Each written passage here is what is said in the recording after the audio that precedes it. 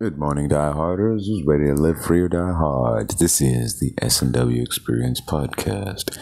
And no, it isn't. This ain't the S&W EXPerience podcast. This is the S&W EXPerience Reviews.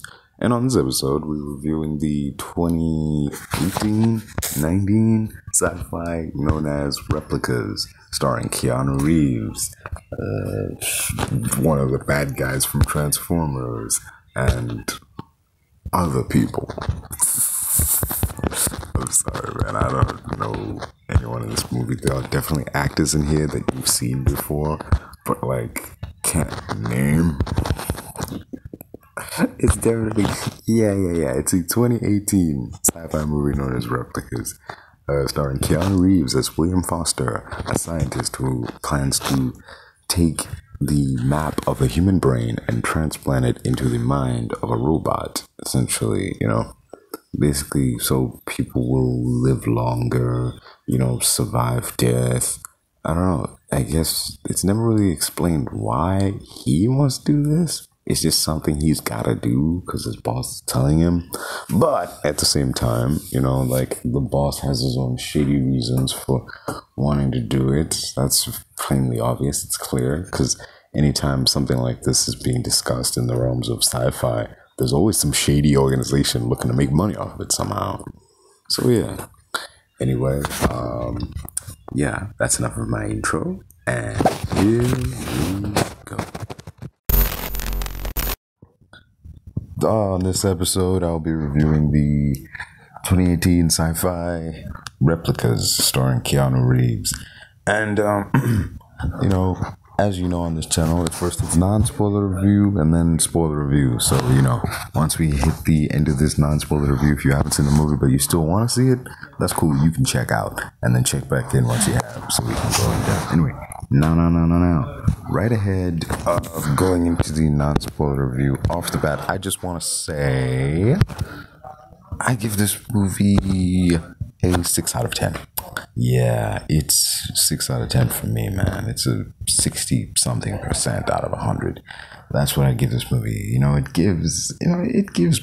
It poses plenty of big questions, as it says, if you could bring your family back from the dead, would you? And more importantly, should you? It raises those kind of questions. And, the premise of this man losing his family in a horrible accident and then imprinting and essentially cloning them, by copying their minds and transferring their consciousness into the human bodies. So it's just yeah, he brought back his family, but there's this feeling, they're not really his family.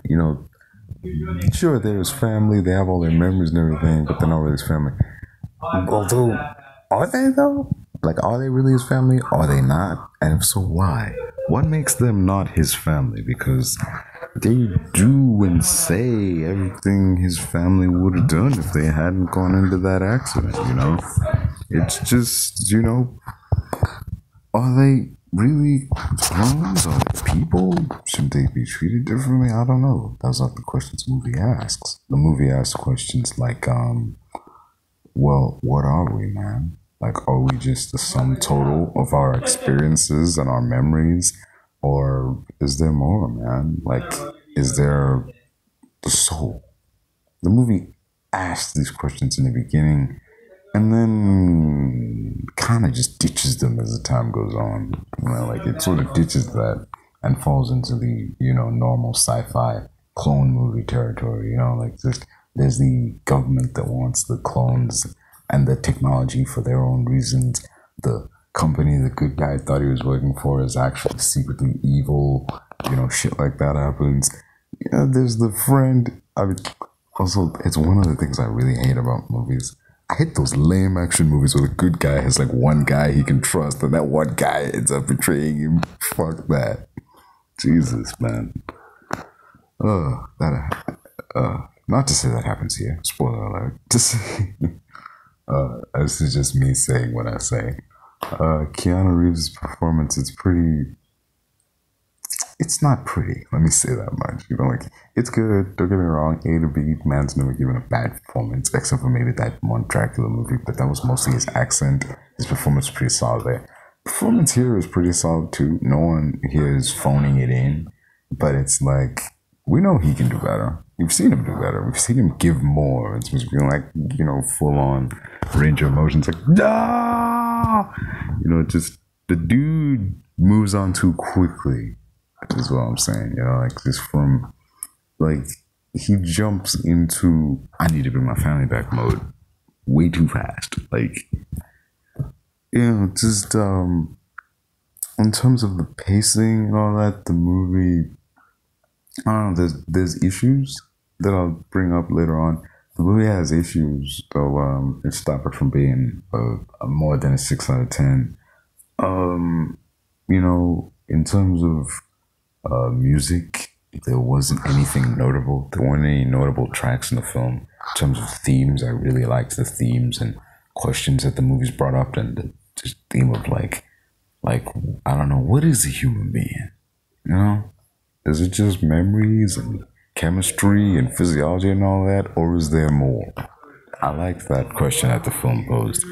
The nature of the film being set in our world, a world recognizable enough that it's our world, but with fantastical enough technology that you know it's not quite our world, that it's familiar but not too familiar. You know, yeah, I applauded that, and you know, the action or lack thereof, you know, lack of action. There wasn't a whole lot of action because this ain't an action movie. This is sci-fi. Not all sci-fis have to be action movies, but yeah. So yeah, I love how the androids moved. They had like this Terminator, you know, kind of jerkiness to them. You know, nowadays in movies, when you see a robot move, the robot moves like, you know, with fluid motion or this crazy speed that, you know, just isn't natural. It leaves this uncanny valley thing because deep down you look at it and you see like, hey, no human moves like that. No animal moves like that. This thing is moving too quick and too well. It's just, you can get like, this isn't real. But like the jittery nature and jerky movements of these androids, it's like, oh, I can potentially see this thing actually stomping around somewhere, you know?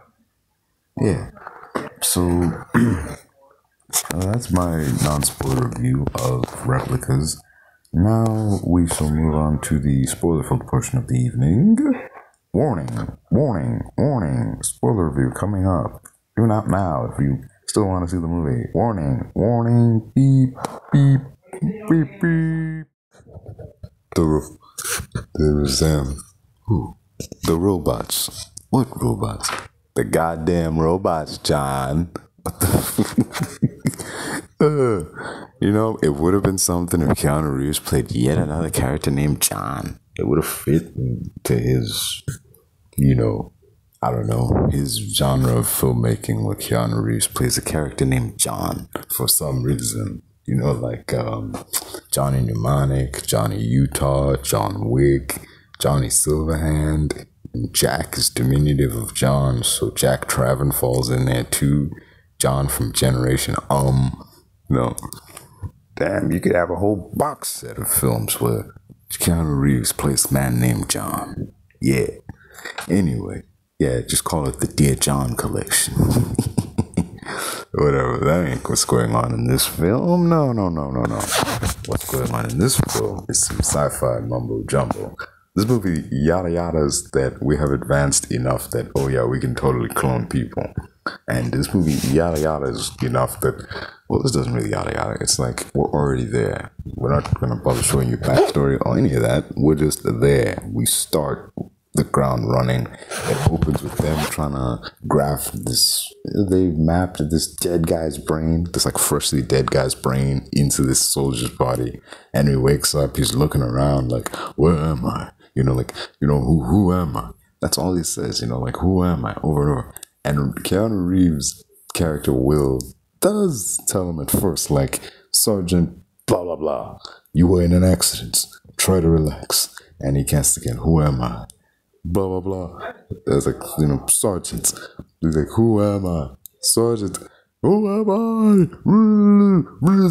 Starts ripping his fucking face off, pulling plugs out of there, knocking fools out and shit. Like, goddamn, man.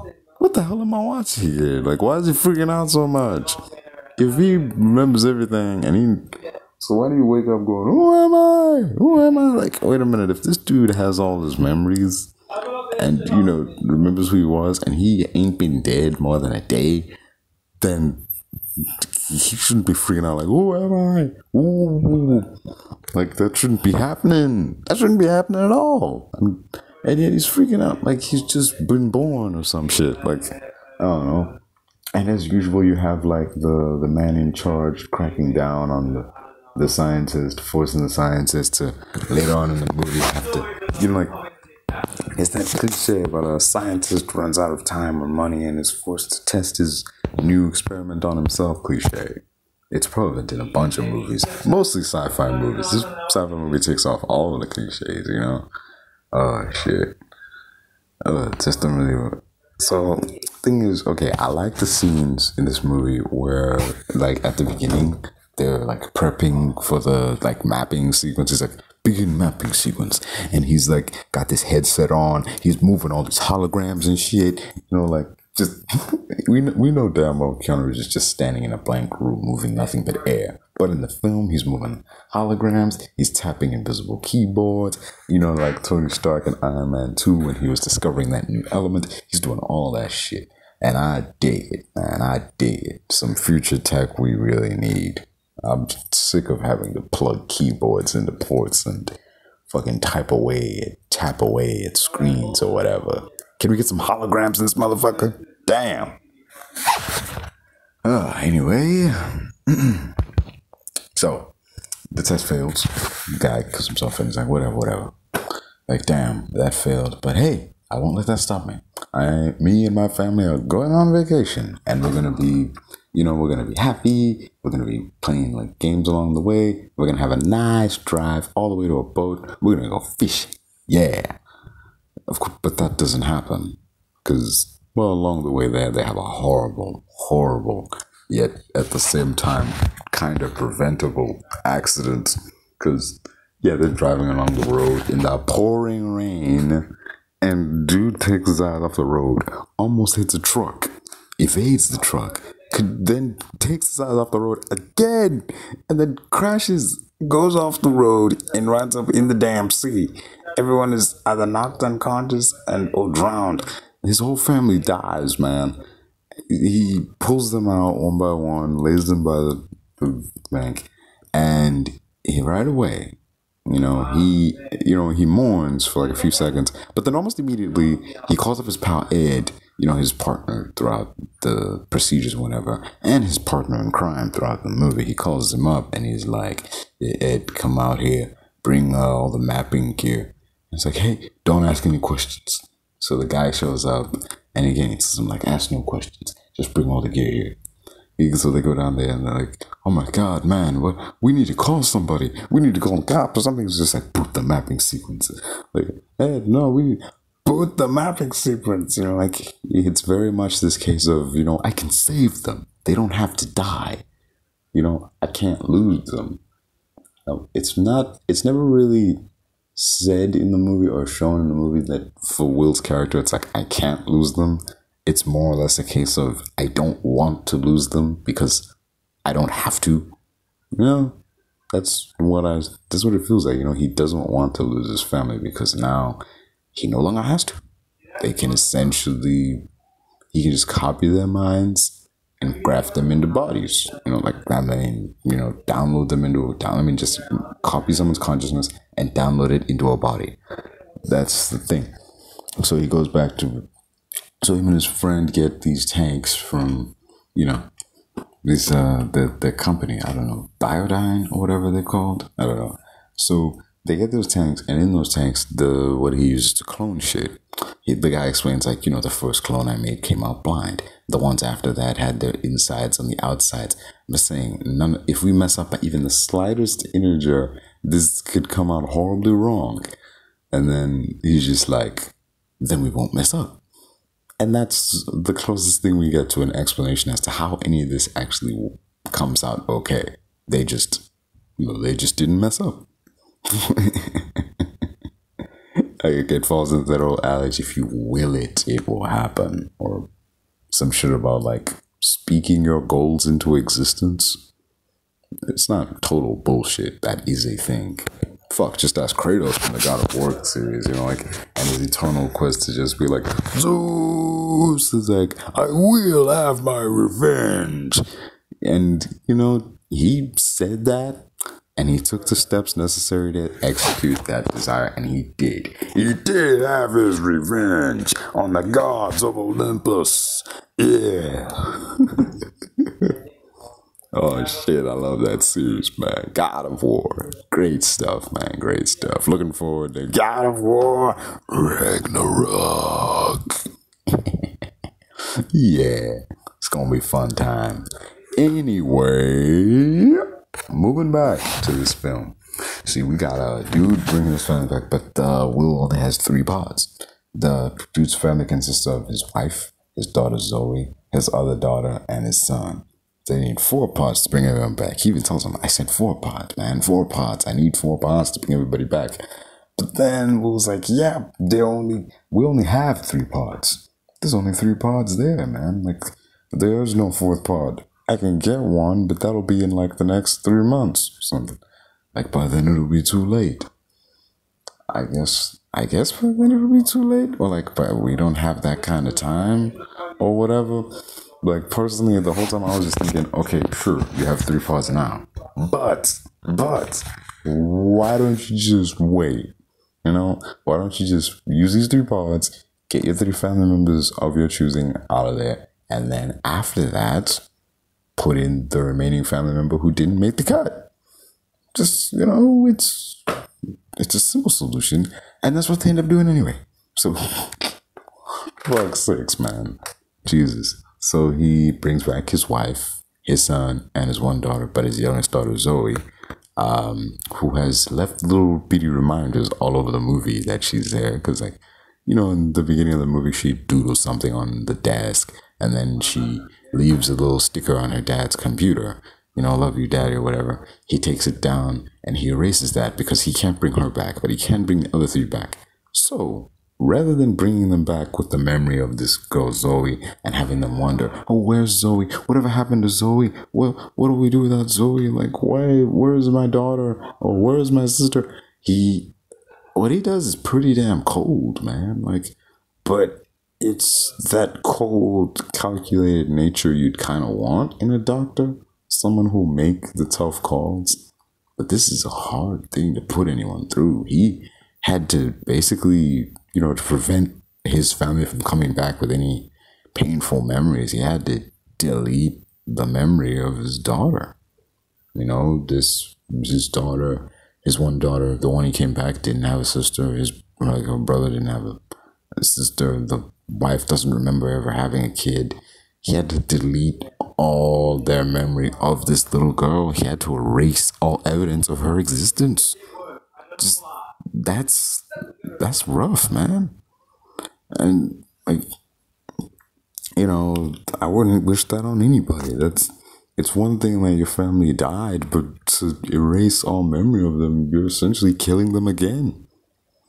I mean, yeah, it's this old proverb of, like, we die twice. Like, we die the first time when our bodies die, and the second time is when people don't remember us anymore. Like, the last person who knew us speaks and breathes their last breath. That's when we die a second time. When nobody remembers us, nobody talks about us, nobody even knows we exist anymore. Because then we really do cease to exist. We're well and truly dead. So, we're more than just a physical form. We're more than just the things we do. We are largely, after death, we're more than that. We're the impact and the memories that we've left on people in our lives. It's like that Obi-Wan shit about, strike me down and I'll be more powerful than you'll ever know. In a way, we kind of do when we die. We become more powerful than we could. We have a larger impact than we could have if we were alive. depending on the life we lived anyway. I mean, if you were some bum from Bayonne or something, and then you died, you just died. Not many people know you. You would cease to exist almost immediately. But goddamn, that's no flack from people from Bayonne. It's just, you know, hobos and bums. They, like, I understand everybody is somebody's son or somebody's daughter, but goddamn, that's how you start. Just, you know, you start out with an impact. You don't always end with one.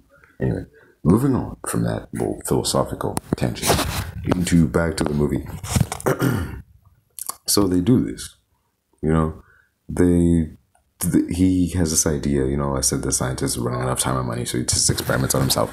And, you know, this guy Jones is breathing down his neck, basically like, hey man, you haven't been to work, you know? Hey, have you been making any progress? What's going on? I can tell something's up here, man. Tell me what gives. And he corners like the guy's pal Ed, you know, like, hey, your pal Will hasn't been to work in like a really long time. What's he up to? Where's he at? And this guy Will doesn't think to, you know, keep up appearances in the meantime he's trying to bring his family back from the dead. Doesn't think to, you know, go back to work or, you know, call in sick. He just ghosts everybody and is surprised when it's like, hey bro, Jones wants to see you, man. The guy who's your boss wants you to check into fucking work, man. Jesus, you know, the school principal drops by. The school calls and asks, hey, why haven't your kids been at school? The clinic asks, why hasn't your wife come into work? Just, you know, he forgot about all that, so he gets to work doing that. He gathers up everyone's phones and he basically, in the time it takes them to come back, lives their lives. I mean, he kind of messes with his daughter's life by, like, getting her to split up with a boyfriend or whatever, but yeah. Oh, shit. But yeah. Moving on. In order to power this machine, he jacks all the batteries out of the cars in the neighborhood. And, you know,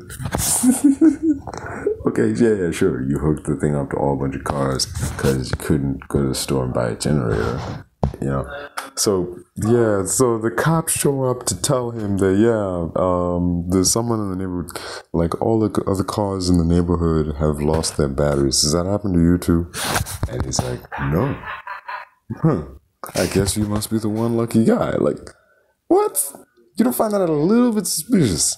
Everyone in the neighborhood's car is missing its fucking batteries, and this one sole dude does not have his batteries stolen, and you don't I bet he knows something. Like, you're not a little suspicious. You're just like, oh well, I guess you must be the one lucky guy.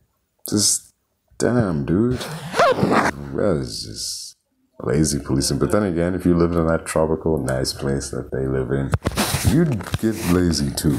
It's a pretty nice place to live. Anyway, moving on. So the dude, you know, brings his family back. He figures out what it is that, you know, he cracks how to graft a mind onto a body. He tests the method on himself so that he can put his mind into a robot body. And then when that robot body comes online, he can make sure that everything works as it is by asking it questions that he knows it can answer because it's him. And that's a smart idea. Shit, that's an actually smart idea. That sounds like it was thought through, unlike several other ideas in this motherfucker. But yeah, going back.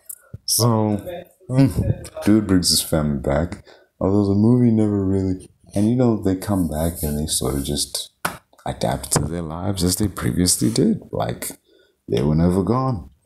You know, time passes and, you know, the daughter has a horrible nightmare. She's like, oh, Dad, I saw, Mom died. Like, you know, my brother died. We were in an accident. I'm like, it's okay. Just relax. And so he takes her down to the basement, hooks her up in the machine, and he deletes the memory of the crash from her mind.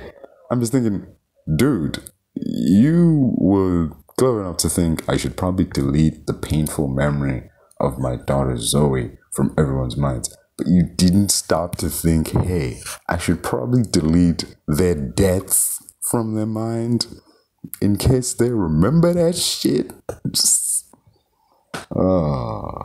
Short-sightedness, man. Short-sightedness. Bam. I'm not saying this character is dumb. I'm just saying this character has his moments. Oh, man. It's getting pretty close to the hour to wrap this up. Anyway, fast forward, the wife finds out the truth. And, yeah. The thing is, she doesn't find out so much as he just tells her, because she walks into the basement and sees him messing with his daughter's head. And she's just like, and he's just like, there was an accident. You all died. I brought you back. It's like, why does he have to tell them they were dead at all? Why doesn't he just say, the reason you don't remember anything is because, yeah, there was an accident and you had amnesia, but you're good. Nobody died. You were all just banged up. Like, damn, man. You didn't have to expose the thing right then and there so early on. You could have just told a plausible, but, not true story. Jesus, dude. Whoa. When they revealed that the shady company that dude is working for is, surprise, surprise, shady as fuck, the guy named Jones comes out of nowhere and, not out of nowhere, he's actually been hounding the dude the whole damn movie. So, he comes out and he's like, yeah, I know what you're up to. And, I want that, I don't remember what it is. I want the drive, basically, this big fucking, it's basically a USB drive the size of your head. Damn, that's what it's looking for. That's how we store massive amounts of data in the future. We just make massive USB drives. Also, the camera work in this scene, dude, when the guy reveals that he's actually evil, the camera Dutch tilts, and it sways slowly from side to side,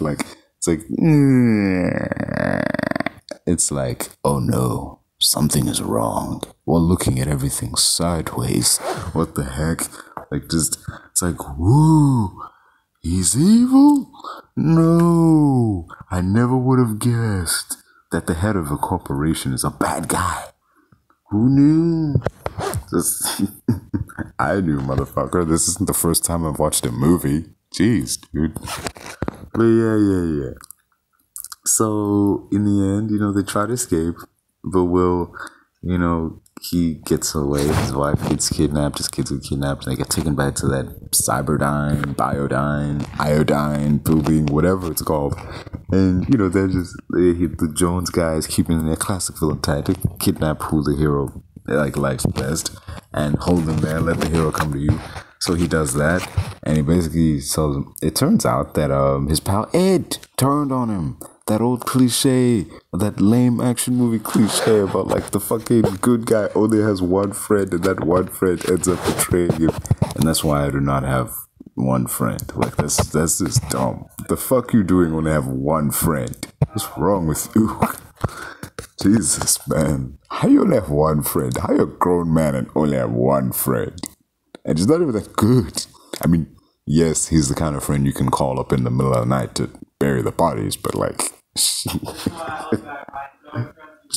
Jesus, man. Anyway, fuck, what was I gonna say? So yeah, he gets there, and the guy, Jones, he kills Ed. He's like, I don't need him. And it's like, yeah, I need you, but I don't need him. Bang. And he shows I'm bad. I'll kill random innocents to get what I want. I got no morals. Classic bad guy shit. Kill people who work for you. Even though that doesn't make sense. Who would work for you then if you willingly and easily, flimsily kill your employees like that with very little warning or prompts? Who the fuck would work for that kind of guy? Jeez. Anyway, moving on. So, you kind of did need Ed because it was his, technology and know-how that ran the damn cloning machine. So if you want to clone people into human bodies, you're going to need Ed because he was very instrumental in that part. Will just knows how to do the techno shit, behind the brain and putting it in the body. But the actual making of the body, that was Ed. Yeah, you kind of did need Ed. In case Will got away, you at least have a backup. And thing is, Ed was actually willing to cooperate. You know, like, Jesus, man. He didn't have to be threatened. I mean, I think he did behind the scenes, but they don't show that, so I'm just gonna assume it didn't happen. So yeah, fucking, that was a waste. The bad guy always killing the fucking henchman. That's just ridiculous. That's beyond ridiculous. It's dumb, man. Moving on. So yeah, the guy's like, okay, I'll give you what you want. Here's the thing. So he puts on his headset, clicks up the holograms, makes the thing, and then Jones doesn't realize what he's doing in the background. He's uploading, Will is uploading his brain into a nearby robot, and the robot's coming online. It comes in and kicks all the ass. I mean, all the ass, dude. It comes in and starts whooping everybody. It's killing everybody, man. It's fucking RoboCop. I'm not even talking Paul Verhoeven, slow, junk, RoboCop. I'm talking fucking, I can't remember his name, but Rick Flag, black and red line RoboCop, man. Like if Knight Rider, like the car from Knight Rider was Dude RoboCop, you know? That motherfucker. Shit. Anyway. Jesus Christ. If Knight Rider was who wrote this shit? Moving on. The film has this nice subversion where like Robo Will, you know, it's like, oh, before I get to that, so he gets away. This plan works. The Robo Will is killing all the bad guys. Will gets his family, they're in the car, they're ready to go. They could just turn around and leave, you know, start a new life over. But, you know, because the protagonist has some protagonist, he changes his mind and he runs back. You know, runs back into the building. Yeah. Oh, well. And the thing is, this is where the film has this really nice subversion. Because it's like, the dude corners Jones and he tells him, you know, like, I could run. I let this dude kill you, and then I run, and you never see me again. But I know, like, basically he knows, like, hey, this company isn't going to stop hunting him down, you know, because he has what they want. So he instead proposed a deal. He's like, you can either be very dead, or in a few minutes, or in like a couple days or whatever, a couple weeks, whatever, you'll be very alive and become very rich. You know, like, we can make a deal. You just leave me alone. You know, let me be with my family, and I'll give you what you want. I'll give you your fucking drive. I'll give you your fucking cloning, your mapping, whatever. We both get what we want. And that's a nice subversion. Because normally, in a sci-fi action movie, good wins, evil loses. Or evil wins or good loses or whatever. But this is a nice subversion because for the first time in a movie, I think for the first time ever, that I've seen anyway, everybody wins. Nobody comes out as a loser. I mean, except Ed. He got shot in the fucking brain, dude. He ain't coming back. Ed is dead. Jesus. You know, dead. You know, because number one, his physical form died, and he got shot in the head, so he can't be brought back. And number two, no one even talks about him. So yeah, he's already been erased. He's I don't know. Is that file in the junk drawer that you get rid of? I don't just mean press delete and let it go to the junk drawer. I mean, you press delete and then like 10 seconds later you open the trunk drawer to make sure that it's gone. That is it. Anyway. Sheesh.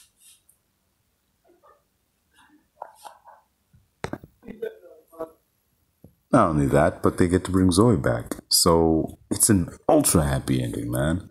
Will gets to bring Zoe back. He's living on some island with his clone family. They're all happy. They're reunited. Elsewhere in fucking Abu Dhabi, some old ass sheikh is being wheeled into, I think he's a sheikh or sheik or sultan. Maybe, wait, that's India, right? Or what? He's an old rich motherfucker gets wheeled into a room, and they're like, you know, he's got this fat stack of cash with him. I don't remember what they said. I just remember the ending where, like, you know, Clone Jones turns and he looks at, you know, Robo Will, and he's like, let's get to work, Will. And then Robo Will turns around, and just like in the beginning, when Will was about to provide that guy, he says, "Pin mapping sequence. Cut to black." Jesus, man, it ends how it began, cliche. shit. Definite 6 out of 10 I give this movie. No, that's what I view it as. 6 out of 10. It's definitely good for a once over. You know, there's no reason to watch it more than once. It's not as nearly as bad as people would have you believe. You know, but yeah, it's not Johnny Mnemonic. It's not Ghost in the Shell. It's none of those movies. It's not The Matrix, even though it takes certain elements from. It's not even Chappie, dude. This movie's not even Chappie. It takes a lot of. It has elements and bits and pieces from those films, but it is not those films. It does not match up to their levels of enjoyment. It has its own levels of enjoyment in the, I don't know, indirect comedy that it causes with the dude's ineptitude and his reactions to his clone family and the shit that they do, his reactions to, oh, right, I have to go to work, and, oh, right, I need to explain why my family hasn't been seen in 2 weeks. Oh, shit, dude. Yeah, anyway, definite 6 out of 10. Would recommend for a one-off viewing. This has been the S&W EXPerience Reviews. Toodaloo. Toodaloo. There's them. If only I could go back in time, I'd tell myself that everything will end up alright. Just push yourself, test yourself, figure out what you like, and find your limits, don't be rigid, always work towards a prime. Surround yourself with open minds, people can change your life. A few friends with intent can help you feel alive. Find a passion, take some action, and with a little time, just be patient, make a statement, try to enjoy your life. They'll try to kick you while you're down, they wanna rise up while you drown. They wanna fill your head with doubt, they're silently scared that you'll figure it out. I'll make it look like I'm losing, won't bother hiding my bruises. And when they finally think you're wounded, then it's your chance to be ruthless.